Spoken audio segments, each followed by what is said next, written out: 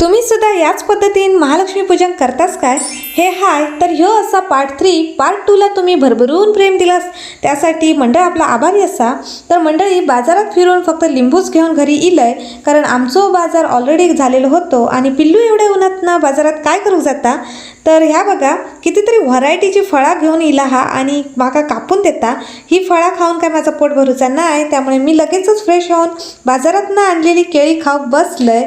पेटपूजा झाली, जेवण वगैरे झाला आणि मग माणूस करणार तरी काय, वाईच वामकुक्षी घेतलंय आणि मग उठल्यावर मस्तपैकी फ्रेश वगैरे झालंय आणि थोडीशी रिव्हिजन केलंय।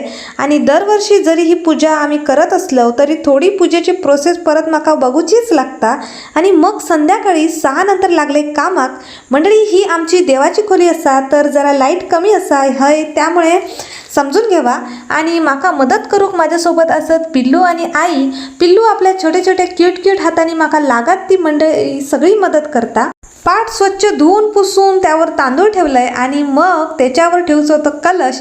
त्याच्या बाजून लावून घेतलंय हळद कुंकू, बाजून बोटा उमटवलंय, नंतर त्याच्यात पाणी भरलंय, पाण्यात टाकलंय 1 रुपयाचा नाणा आणि सुपारी दुर्वा आणि त्याच्यानंतर आई आणि पिल्लून 5 प्रकारच्या 5 झाडांची पानं आणलेली, तर ती सुद्धा कलशामध्ये बसवून घेतलंय, मस्तपैकी रोवून घेतलंय आणि मग शेवटी वर ठेवलंय नारळ आणि मग आपली पुस्तकात सांगितल्याप्रमाणे मंत्र वगैरे म्हणून पूजा करून घेतलंय आणि मग मी झटपट पटापट रांगोळी काढून पटापट पुस्तक वाचून घेतलंय। व्हिडिओ आवडला असेल तर प्लीज लाईक शेअर सबस्क्राईब करा। भेटतंय नेक्स्ट व्लॉगमध्ये, बाय।